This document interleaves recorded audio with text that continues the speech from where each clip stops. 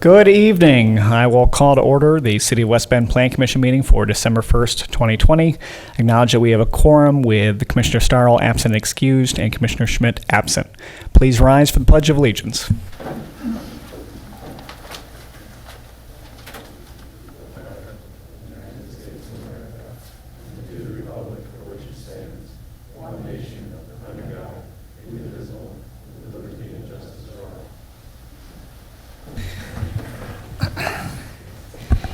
If the commission will allow, and before we get started, I did want to acknowledge the passing of Alderman, Council President, and Commissioner Steve Hoodester.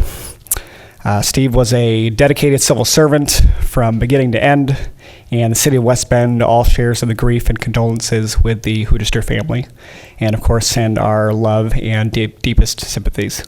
If everyone here in the audience and the commission could please join me in a moment of silence for our friend Steve Hoodester.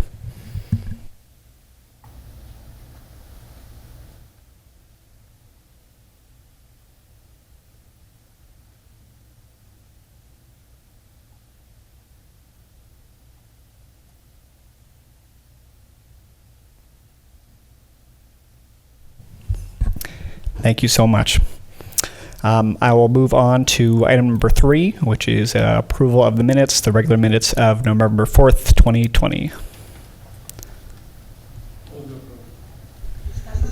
Thank you. Motion to approve by, I'm sorry, I'm just catching up here. That was Newman and Fleischman. Thank you. Are there any discussion or correction of the minutes? Seeing none, all those in favor, so by saying aye. Aye. Any opposed? Thank you. And we'll move on to item number 4, development proposals, A, 2020 comprehensive plan, and number 1, a discussion and public hearing at 6 p.m. for a change in the recommended land use from industrial and wetland to multifamily residential, government and institutional and wetland in the 2020 comprehensive plan for the City of West Bend for approximately 15.1 acres of land located at 285 Sand Drive by the Department of Development. The applicant is John Meyer of JGM Enterprises. The agent is Mackenzie Berg of Quam Engineering. We'll have our business and development planner, Jim Reinke, give us a presentation first. Take it away. Good evening, everyone. So back in October of this year, the Plan Commission held a discussion and reviewed a concept plan for the redevelopment of the 15.1 acres on Sand Drive for the redevelopment from industrial use to a residential and institutional use for the redevelopment of the property. And they also set the public hearing for tonight to consider this change for the land use along with possibly the zoning contingent upon the land use being recommended for approval. The property is up for sale and a potential buyer would like to construct a multifamily and senior living development, which would consist of assisted living, memory care, and independent senior living, along with market rate multifamily residential units. These uses would require a land use change and a zoning change prior to proceeding with development plans for this parcel of land. The comprehensive plan is required to be changed since the current land use for this is labeled as industrial, and the change would be have to occur to allow the multifamily and the institutional use. The lands that are to be considered are surrounded by residential uses to the east, south, northeast, industrial uses to the north, and institutional to the northeast and southwest. The Eisenbahn Trail also abuts this property to the west, along with a future right-of-way for Vine Street on the south. A significant landscaping berm is provided along the east side or the east edge of the property, which was constructed at the time of the Tuckaway subdivision development. So given the changes with the grades, the wetland separations, the right-of-way, the trails, this proposed land use for the institutional and the multifamily could be a potential consideration for an alternate use. The current property owner and the future property owner are both requesting the change for the comprehensive plan from the industrial to the multifamily and institutional uses. If the comprehensive plan is approved or endorsed by the Plan Commission, the next item on the agenda would be the consideration for the zoning change. Public notices were published. All the owners within 200 feet and within the surrounding subdivision have been notified. And since the last notification, staff has just received a few comments and questions pertaining to the status of the development. Nothing different than what was discussed from the previous, at the previous meeting in October. So if the commission would find this to be unacceptable, we would take it and ask that the council or the Plan Commission approve a resolution acknowledging that change. Sounds good. Thanks, Jim. So we will open up the public hearing. For those in the audience who wish to participate, feel free to come on up, state your name and address. Please remember to keep comments short and to the point. A public hearing is not meant for necessarily back and forth questioning, but rather statements of opinion. So those who wish to speak on this item can head on up.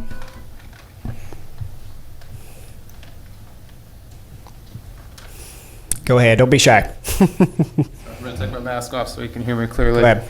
And name and address if you can. Sure. My name is Andrew Schumacher, owner and resident of 301 Richards Place. Thank you. Lived there with my family for the last 10 years. It's an awesome subdivision. The main point that I want to raise today is that the term significant berm was used just a few minutes ago in the description of what the property has on one side bordering it, buffering it from the single-family residence, of which I am one. And I just want to point out that that term is significant. It's pretty relative. It's a great berm. However, if you look at the elevation, my driveway height is almost at the same height that the buildings would start on the property that we're discussing tonight. So with that being said, there's about a 40-foot, I believe the rezoning will allow a 40-foot tall building. I'd be looking at buildings about 30 feet above the berm height. So with the proposal, the way it was laid out at the public review a couple months ago, it looked like buildings were going to be really darn close to the edge of the property. It's going to be something that's towering enough that landscaping isn't going to take care of this. So ideally, when I look at the map, it's surrounded by single family. It'd be perfect to have single family dwellings behind our house, tucked away next to tuck away subdivision. It just makes sense to them. Now, that being said, I'm not sure if it's real practical being industrial to come off of an industrial use if people can actually afford building single family residences there based on the soil and all the other things that go into consideration there. But ideally, that's what would happen, single family residential, not RS4, which is what's being looked at today. All right, being a little more realistic, I'd love to see development back there. It's been a junkyard for a while. It's been parking lots. It's been tore up when it was an industrial site. I got really dusty, my house. I was washing windows about every 2 weeks just because the concrete truck's moving around there. I'm in favor of development. Definitely want to see something go back there. It'd be good for the city, it'd be good for the neighborhood. But we do need I do ask as a resident and a border of this property that it becomes a modest development. And if they're going to go to 40-foot height buildings, that they keep them off the property line as far as possible. So support development. I just can't imagine waking up and looking 30 feet up in the air and seeing buildings and having three stories of people looking down at me. It just doesn't seem right for a single family house.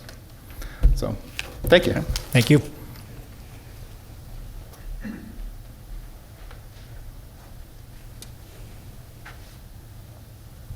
I'm John Sternig. I live at 300 Webster Place.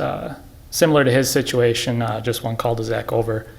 And my backyard is actually the backyard that the two biggest units, 30 units each, would be placed basically along my entire back property line, 20 feet off of it.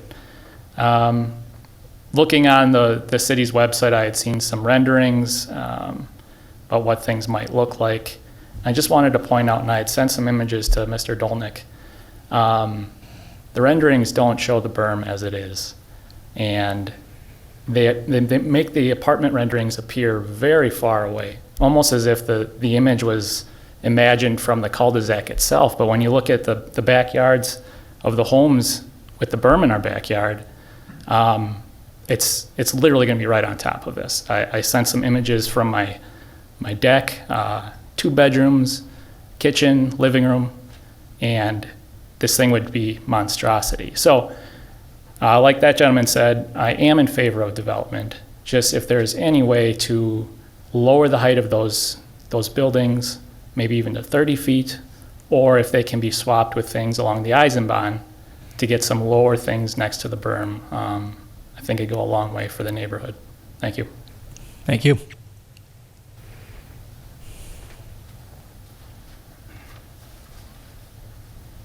Hi, Jeff Dietzler, 300 Richards Place. Same concerns as both of my neighbors. Just issues with the height of the building, the proximity of the buildings to our property. The berm issues, same deal. My property, the proposed building would basically butt up right against our property lines, and just similar to what the other two gentlemen expressed is looking out and seeing the 30, 40 foot building, and then everyone just being able to peer into our property. It is a great neighborhood, and I guess we'd all like to see it stay that way, and just for your consideration. Thank you.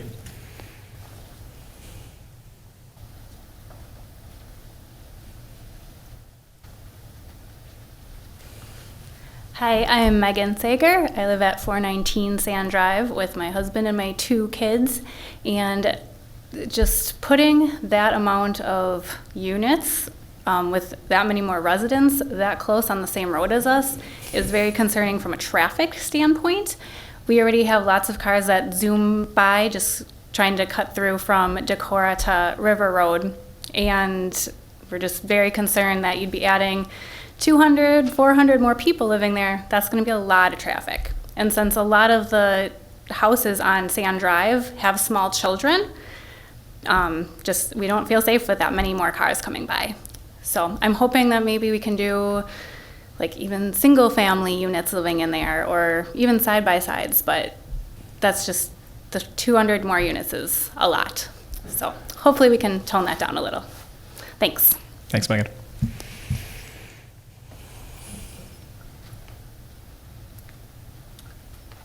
Hi, my name is John Meyer. I live at 939 Foxland Place in West Bend. I'm the owner of this property. I've been holding this property for 10 years at the request, just a request, of some of the people here in West Bend. And I have waited a long time to get somebody to come in to do something with this property.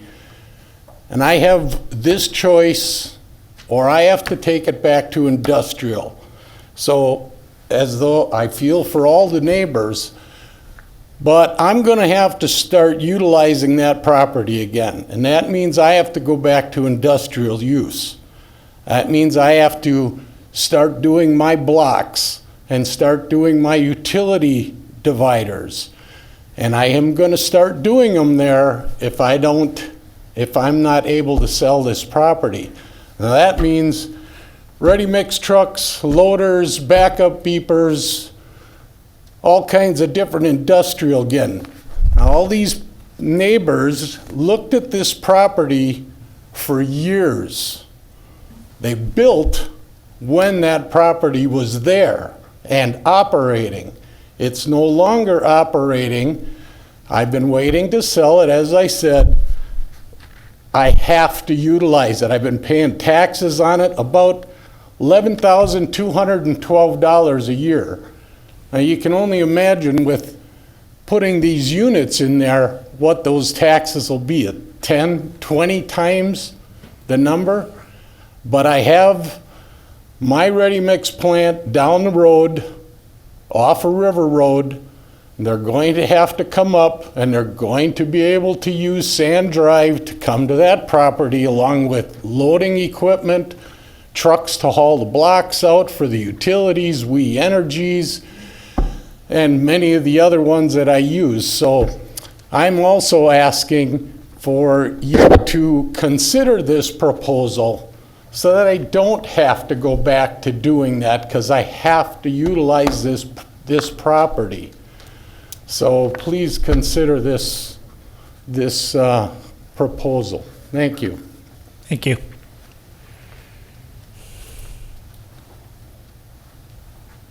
Anybody else in the audience who wants to speak on this item? Going once, going twice. All right. Thank you. Motion by Fleischman, second by Newman. If there's no discussion or objection to ending the public hearing, all those in favor, say by saying aye. Aye. Any opposed?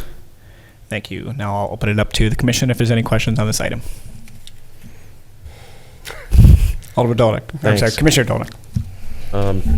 Yeah, this is my district. I'm a resident of Sand Drive, so I'm familiar with this area very well. And when we moved in, the cement plant was operating, so there were cement trucks going up and down the street. And to anticipate the question, they cannot be prohibited from doing that. We cannot make a truck route that prevents it because it's a local business. And so any manner of trucks, semis, cement trucks, dump trucks, would be going down Sand Drive. So that is something to keep in mind. And I understand exactly what Mr. Meyer is saying. And the neighbors know this too, that there is a risk that he has to end up selling it for industrial use. As far as the single family, the city that's not for the city. If somebody wants to use it for single family, they can petition for it. That hasn't been done. And so it is what it is. These are our only choices, either you're industrial or not. My dilemma is that I don't want to kill this project. The dilemma, however, is that the change to the comprehensive plan, we do not consider or connect in our minds changes in zoning or the comprehensive plan to the concept. But this is kind of a hybrid situation. If this was just a plan, the request was just to go from industrial to multifamily, this would be easier. But this is so intrinsically tied to the concept where it's not just multifamily, it's split between multifamily and institutional. And the rezoning similarly, and that is because it reflects the desires of Mr. Meyer's buyer for what they want to use it for. For some reason, even though the Plan Commission and the neighbors and the planning staff made it very clear that they should flip those buildings along the berm with the driveway, which would move the buildings 80 feet further away from the berm. They didn't do that. And so I feel that if we pass this, I know that we have oversight on the site plan, but this leaves the neighbors, I think the neighbors have been very flexible and very open-minded from the day one of this. And I think they deserve some assurance about what is going to be going in there. The two major issues were traffic. There's going to be a traffic impact analysis to nail that down. I don't think traffic is going to be a problem given the nature of what's going in there. But the TIA will nail that down. The traffic engineers will figure that out. And the other major issue was just that berm and the buildings being too close to the berm.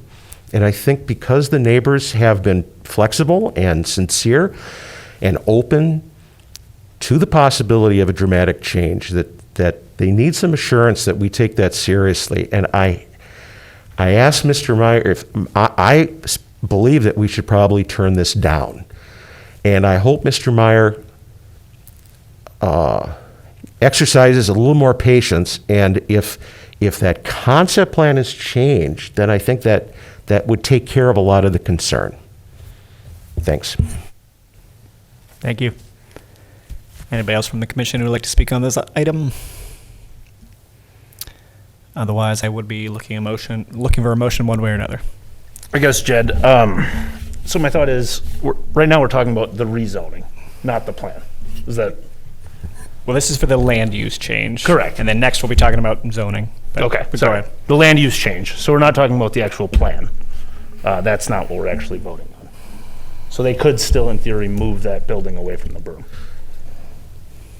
As I mentioned, normally we look at the site plan later, but where I'm coming from is that this is a different situation because it is not just changing from industrial to all multifamily. It is a complicated change with two different zonings, maybe a PUD, and I would feel more comfortable in nailing down their concept plan before we, approve this and the zoning change. Thank you. As far as a timeline, if I can ask our experts up here, has that been done where we more or less solidify that concept plan before adopting the comp plan change or zoning? Sorry, it's hard to talk. Typically, if we have concepts and the configuration for both the land use and the zoning lines are so dependent upon a concept plan, we usually try to get enough clarity on the concept to know that we're not going to end up having to change that. That being said, Commissioner Gannon did raise a good point. What's before you is the base zoning. Before this could move forward any further, to accomplish what the developer wants to accomplish here, they are required to have both another zoning overlay over on top of this, a planned unit development overlay zoning, again with public hearing, and a site plan approval as part of that PUD zoning. You would have an opportunity to consider those distances, the heights, and all the rest of that as part of that PUD. So you do have the authority to do that. Changing the use now and the zoning would give them the ability to move forward with that design. Hopefully they've understood what has been expressed to them in the past, because they are facing a possibility that it doesn't go beyond that base zoning and that comprehensive plan. So it's normally, if it was just a straight zoning, as Commissioner Dolnick mentioned, we wouldn't require a concept plan, though it's often to the developer's advantage to provide us one, simply because it's easier for people to visualize what might go there. But even that, the concept plan doesn't guarantee that's what's going to be built there. The site plan approval in the PUD in this case would. Thanks for the clarification. Any other comments from the commission? Max? Yep. I just have a question for Mark then.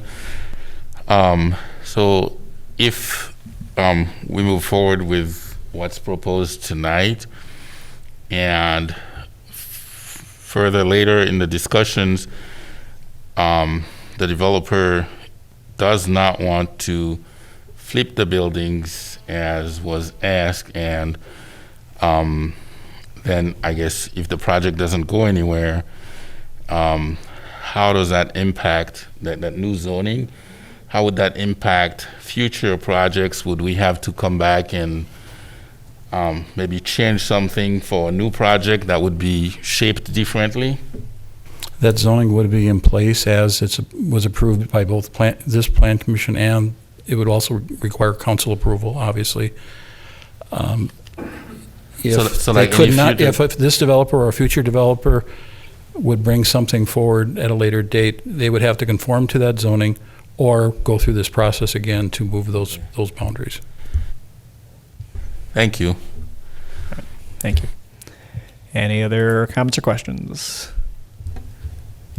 Yes, go ahead. I'm feeling a little torn on this. I truly appreciate, Jed, what your point was about having the the concept, the concept plan approved or looked at before we move forward. And I truly appreciate what I heard tonight from the residents, and that we do want to make sure that the concerns that they have expressed and the concerns we expressed at the concept plan stage are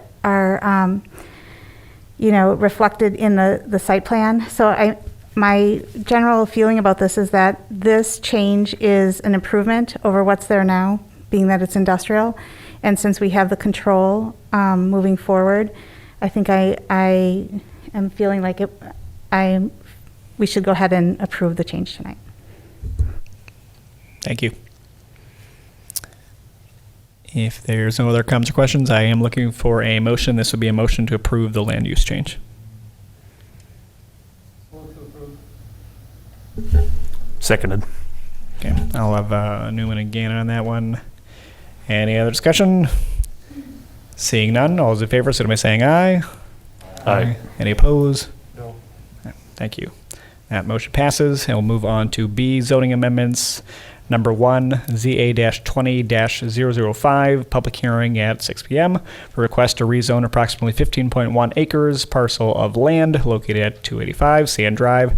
Tax key number 1119.241.0020 from MT Heavy Industrial and NSW Non-Shore Land Wetland to RM4 Multifamily Residential District, I-1 Institutional and Public Service District, and NSW Non-Shore Land Wetland District by John Meyer. The applicants and agents are the same. Did you have anything else on this, Jim? No, this is the actual formal approval for the zoning change to the multifamily residential and also the institutional use for the property. Sounds good. This is also a public hearing. If anyone wants to speak specifically on the zoning amendment, come on up.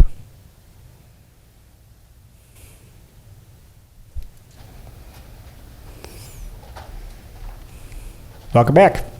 Hi, Andrew Schumacher, 301. Nice to see you guys again.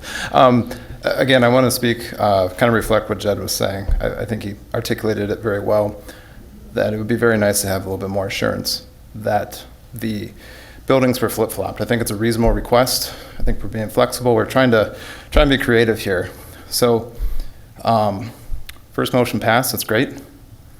Is there any way that this motion doesn't pass and that the builder and the owner can understand that the city is wanting to move this direction with the concept plan switched? So if you deny this, can we take a pause here, show intent as a group of people coming together to try to come up with a common solution, give the builder and the owner assurance that we can come back here next time with a different concept plan and pass it? So if it passes, it's specifically on the zoning. So as was mentioned by Mark prior, there's still opportunities for the actual site plan to come before the commission. Again, another public hearing and opportunities that we can really look into that and fine tune it, challenge them, whatever it might be. So there will be opportunities. Respectfully, I understand. Thank you. I'm just looking for a little bit more leverage so we can get what we want. So I hear you. That's all. Thank you. Mayor, is that a public hearing for site plan? Isn't that what you just said, Mark? To do what the developer wishes to do with the mixed use in here, they will have to come for a planned unit development. That's a rezoning. Right. Is a public hearing, and it's a approval both by the plan commission, including with the site plan specifics, and then both the site plan and zoning amendment actually goes on to council again. So it's a two-stage. I missed that. Thank you. Thanks, guys. Any other comments from the public on this item?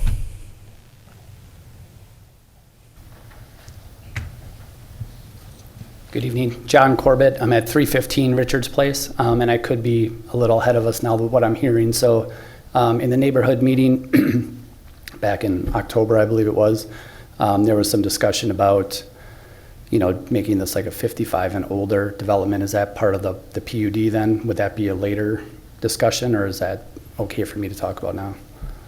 The PUD, if that's what the developer is proposing, the PUD cannot require that it be a senior housing. Okay. But they'll have to disclose that if they're looking for any kind of, any of the design parameters or that they use, exceptions that are applicable only to senior housing. For example, Okay. the parking demand and that sort of thing is different for a senior housing than it is for a typical rental.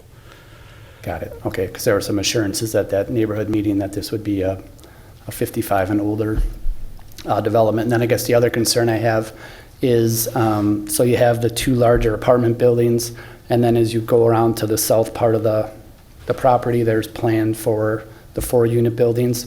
I guess what safeguards are in place then at that point that the developer couldn't just pivot and say, well, they're, 5 years down the road from now, there's not a market in condominiums, so we're just going to build 2 more, 30-unit apartment buildings instead. Is there anything that would be a safeguard for us as neighbors? Or is that, again, down the road, I guess? I don't know what stage all this occurs. I'm not sure I caught all of your question, but if the institutional isn't developed, for example, they cannot just put multifamily on that by right. Right. No, and I understand. So part of it's going to be the institutional. My understanding is that's the first phase. And then there's going to be 2 large apartment buildings, I think 30 units each. Mm-hmm. And then as you continue south on the property, there was going to be some 4-unit condominiums built. I guess my concern, and I'm a real estate agent, is, okay, so now you have 2 30-unit buildings, they rent out right away, and they're going to say, well, we're going to scrap the condominium. So now we went from, having okay, who knows how many units to maybe 1.5 times that. If they would deviate from the approved site plan on this, they would have to come back before this body at least for the site plan change. And if this was created under a PUD, the PUD would have to have a revised plan unit development approval, Okay. both by Plan Commission and Council. So they couldn't just do that unilaterally and just No, decide? it's the same we wanna do this? process Okay. if you alter it. All right, fair enough. Thank you. Thank you. Anyone else? Coming up. Good evening. My name is Brendan Sullivan. I am the developer here with Manhattan Development Group. And I, first of all, want to take a moment to say I totally appreciate what you all have said about the parking and the heights of the buildings, but we really took very much caution and consideration into how we design this specific site. First of all, it is a majority of the site is the assisted living site, so the amount of vehicles that are typically at a site like that is about 15% compared to a normal apartment complex. Those people don't generally drive, so from a concern of traffic, it's much more reduced on about 65% of this site than the other site, the balance of the site. The remaining of the portions of the site, what you had said about being able to see a much greater part of that building, the truth of the matter is, and you may or may not be aware of this, but it is 25 feet below on our side of where the berm height is. So you will only see the top portion of the building. I just wanted to make that clear. Even if your side, and we don't know the exact height of your side, even if your side is higher, and we did account for putting landscaping on top of the berm. So we've actually got drawings that show that. So we're happy to meet with you and talk to you about this. We're not trying to debate or argue it. We want to make sure that this is right for you all as well. But keep in mind, that's the lowest portion of our site, and that's why we chose to do the building down there. If we bring those buildings further to the west, I guess that site raises up quite a bit there. So those buildings would get significantly taller than they are right now, or at least in appearance. So I just wanted to make those few points to the board so that you all knew what our intentions were here. But I appreciate your comments, and I just wanted to respond to that. Do you have any questions for me? We might when we end the public hearing, and we'll get back to you then. Perfect. Thank you. Anybody else from the public who would like to speak on this item? Otherwise, I'll be looking for a motion to end the public hearing. Second. Thank you. Motion by Fleischman, second by Dolnick. If there's no discussion, all those in favor of ending the public hearing, signal by saying aye. Aye. Any opposed? I'm sorry, do you still want to speak on the public hearing? Still an opportunity? I guess I'll allow it quick. Go ahead. John Sternig again, 300 Webster Place. Just wanted to respond to that. The tops of the buildings are actually 16 feet taller than the top of the berm. So that's the entire third floor of those buildings will be visible from our homes. In my backyard alone, that puts 10 apartments looking into my backyard. That's more than neighbors I have on my entire cul-de-sac in my backyard. And again, the height thing, standing in my kitchen, I actually can see down over the berm. I'll just leave that there. Thank you. Thank you, sir. All right, so now the public hearing ended, and I'll open it up to the commission if there's any comments or questions on this item. I had a question for Mark. Go ahead. It sounds like Mr. Sullivan was saying that if the internal driveway / parking lot and those buildings were flipped, that the elevations go up, and I thought we looked at the map and that wasn't the case. The existing grades do climb slightly to the west, but not substantially. Okay. And again, the current grades aren't necessarily the final grades to be approved by a site plan. We haven't done or haven't seen any kind of analysis to make a judgment on that. The effectiveness of a berm as a screening, the gentleman that just spoke raised one point. Your point of view, or your point that you're looking from, makes a big difference, the relative elevation to the top of the berm. Also, the distance of an object from the berm increases it. So if you go to the west, you are dropping the vision line. If you retain that elevation, you can grade that site correspondingly. I should point out, the grading is a real question mark because we haven't seen it yet. For example, they're showing a stormwater retention pond on what is currently the highest point of the site. So I assume that there is going to be some grade change within this site. And it's not fair to go over those right now, Sure. but I don't think it's a fair statement to say that only the current lowest point is where you can place those buildings. Whether the buildings are just switched or are just flipped with the road location, that might be better. Whether they change the locations entirely, that could be considered as well in a PUD. All of that is still part of that PUD site plan. I don't want to belabor the concept, but it is part of the agenda, so Mayor, if you'll indulge me, if I can. Go ahead. Mr. Sullivan? Yes, sir. Is there any particular reason that you were aware of the desires of the commission, city staff, and the neighbors to flip those? Was there any reason that you chose not to yet? Yes, we spoke of that last time, and I did misspeak, so I apologize for that. I said moving it to the west, but what you are referring to, you're referring to moving it to the west. I thought you were referring to moving it to the south or around the corner, so that was certainly an objection. Secondly, I would be butting the fronts of my buildings or the backs of my buildings up to the other development. And it would change where my roadway goes in. So it makes my roadway much less efficient, the way that it's set up. And when he spoke, he did say 16 feet above the height of the berm. One of the gentlemen spoke.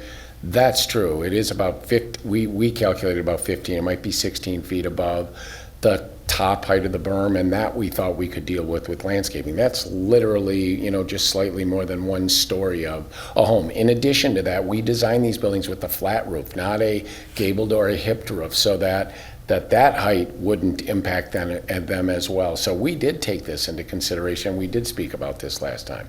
So we thought we were doing the right things here, and so this would definitely negatively impact our buildings by moving them to I guess that would be the west. Okay, thanks. Thank you. Any other comments or questions from the commission? Otherwise, this motion will be to recommend to council.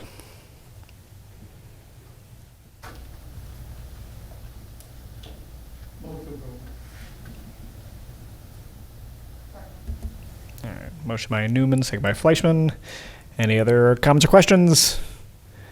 Seeing none, all those in favor, signify by saying aye. Aye. Any opposed? Thank you. And that passes. Mark, just for the people in the audience, could you explain one more time the next steps in this process? Sure.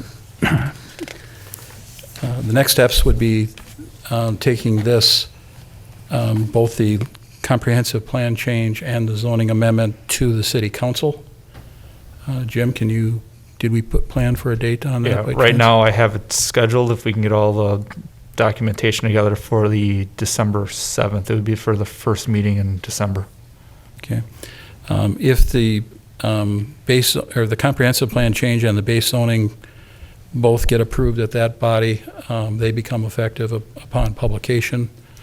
The developer's next steps would be to put together the PUD petition, including the site plan, including stormwater management concepts for the site, and to perform the base traffic impact analysis that was mentioned previously. With those approvals, that would be submitted, and we can't give you a timeline on that because that's totally dependent upon the developer and his consultants. But that would then be brought to this body. It would again be a public notice. We would use the same notification list that we did previously for that as well. And after action by this body, if it would again, that's in the form of, the site plan is an approval, but the plan commission makes a recommendation on the zoning PUD.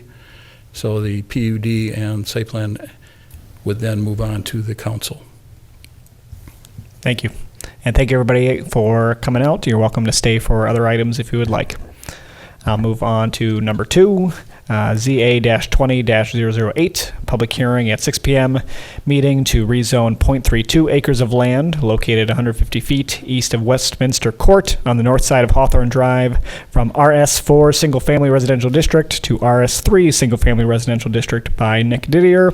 The applicant is Laura Wells. The agent is Nick. Jim. Thank you. So this rezoning request is a follow-up from the last month's Plan Commission meeting, where the Plan Commission conditionally approved a certified survey map combining 2 properties.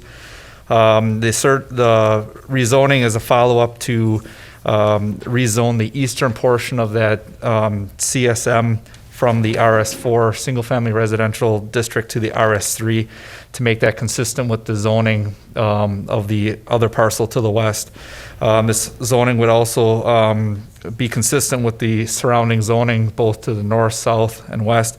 And then the RS4 zoning is over to the east. So this is just a cleanup to meet the condition of the approval from this certified survey map approval. All property owners within 200 feet were notified, and staff did not, or I should say staff received only 1 general inquiry and did not object to the zoning change. So staff would recommend approval.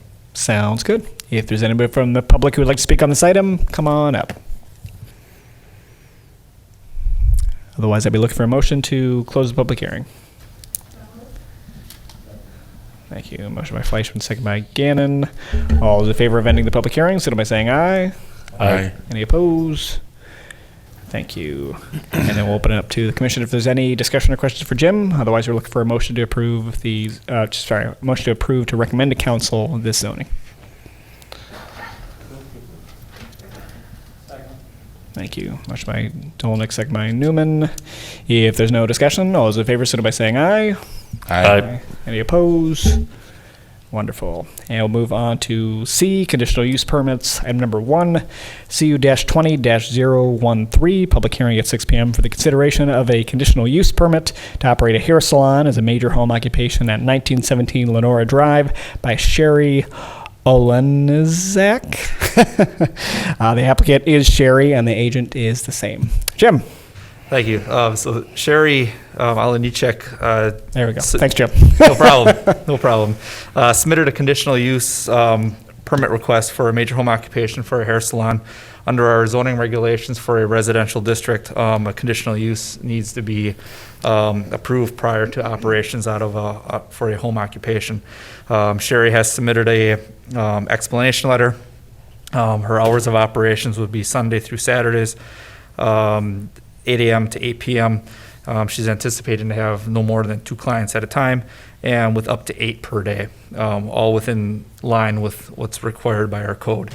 They're not proposing any exterior changes of the home, and adequate parking is provided in their driveway, and they also have street parking available. All property owners within 200 feet were notified of the public hearing, and staff did not receive any comments or concerns regarding this. Staff would recommend approval with the listed conditions. Thank you. This is again a public hearing. If anybody would like to speak on this item, come on up. Otherwise, we're looking for a motion to close the public hearing. Motion to close. Thank you, Gannon and Newman. And we'll open up to the commission if there's any questions or comments. Otherwise, we're looking for a motion to approve the conditional use permit. Need an action on the close. Oh, I'm sorry. Yes, thank you. We had a motion a second, so let's vote on that. All those in favor, so by saying aye. Aye. Aye. Any opposed? Okay, thank you. Now we'll open it up if there's any comments or questions. Otherwise, we're looking for that motion. Second. Thank you, Weissman and Gannon. If there's no comments or questions, then all those in favor of approving the conditional use permit signal by saying aye. Aye. Aye. Any opposed? Thank you. Thanks for catching me on that, Mark. Next one is number 2, CU-20-010, public hearing at 6 p.m. meeting for the consideration of a conditional use to permit services for facials and body waxing as a major home occupation at 1602 Sherwood Place by Linda Fritsch. The applicant is Linda of Mile and Honey Skin Services LLC, and the agent is the same. Jim. Thank you.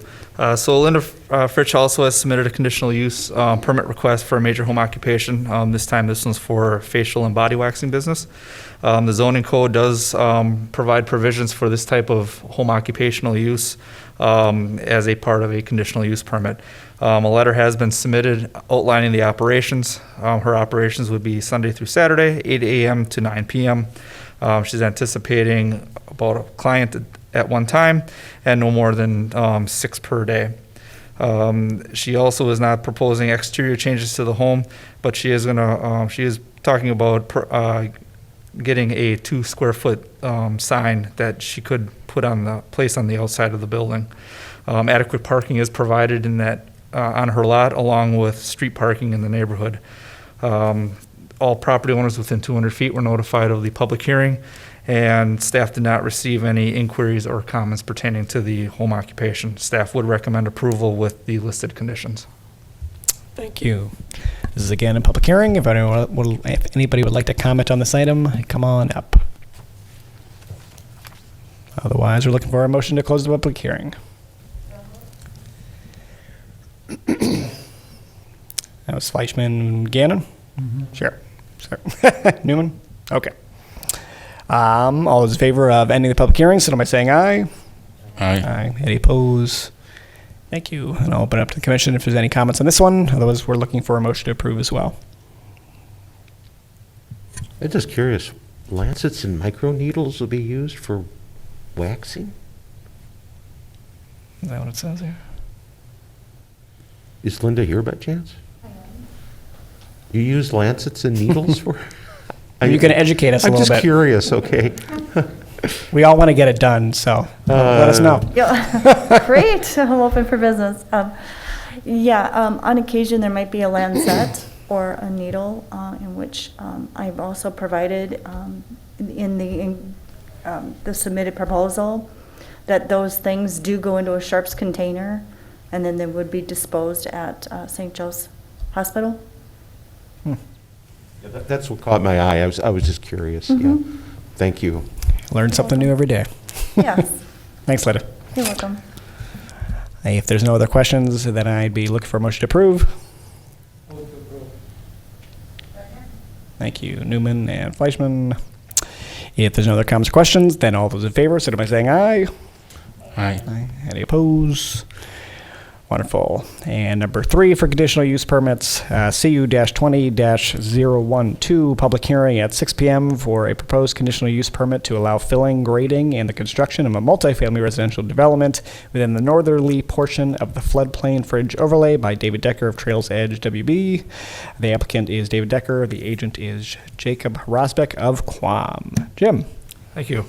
So Trails Edge WB LLC submitted a conditional use for the right to grade and construct a 120 unit apartment building located on the west side of South Forest Avenue, just south of the recently constructed office building and the hotel that is currently under construction.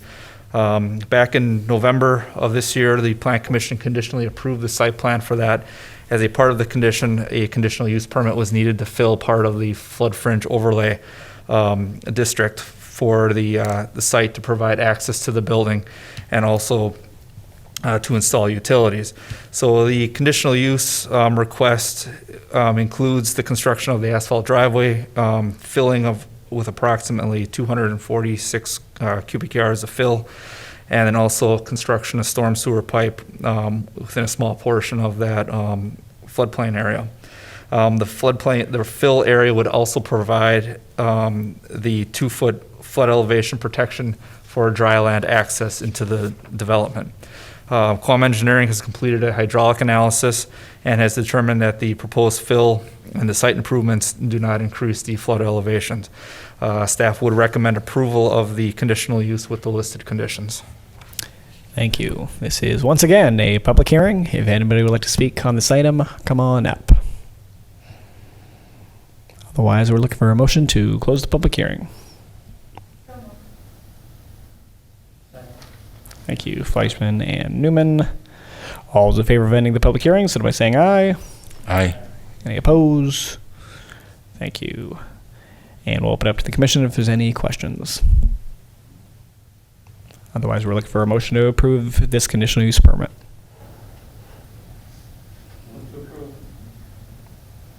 I'm taking that one, Bertie.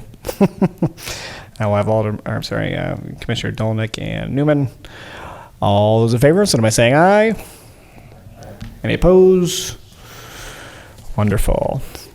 And move on to D, site plans number 1, SP-20-016, our final public hearing at 6 p.m. for a request to allow an oversized LED electronic message center for the monument sign at 1043 South Main Street by Nate Groff, Kimley Horn and Associates, Inc. The applicant is Kevin Scheineman of Unimatrix Zero LLC, which is Dairy Queen, and agent is Nate Groff. Jim. Thank you. So the Plan Commission back in November conditionally approved the site plan for Dairy Queen.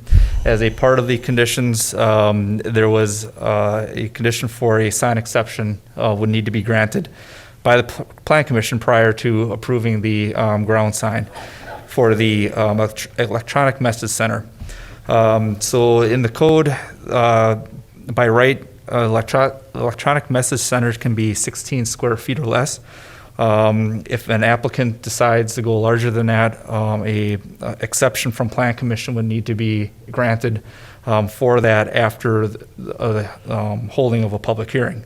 So Dairy Queen has provided a narrative letter requesting for the oversized electronic message center to be 24.74 square feet. This request is based on the visibility and the legibility of the sign and traffic, and to eliminate distractions from a smaller sign.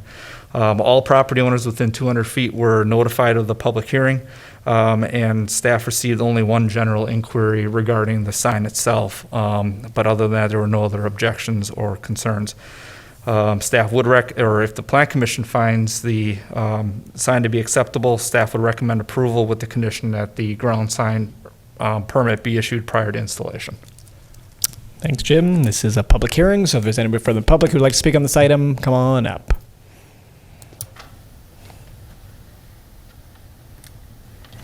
Yes, ma'am. I am Mary Lutz, and I live at 1066 Lincoln Drive West, and the Mutual Mall has been my backyard for 42 years. I'd like to know from Kevin if there's going to be lighting on the sides of the building and the back of the building. Does anybody know that answer? Well, this public hearing is specifically on the sign itself. So where is this sign? In the front, on the east, on the north side or the south side, or right in the middle? The sign would be located on the west side of the building at the southwest corner of the site. So basically down by where the City Hall driveway is. Right. That's where the sign would be located. Right. Is there a map, like I saw it in the news the other day about the map, well, the Dairy Queen, is there one I can see that's not quite so small? Do I see that somewhere? City Hall have a? Yeah, we have that in our files in development. You're more than welcome to stop So I up. just come into Yep, come up And the third ask. floor by building inspection, and we can get you that Third information to floor. look at. Okay, Yep. thank you. Absolutely. And welcome, Kevin. I'll talk with you after. Okay, thank you.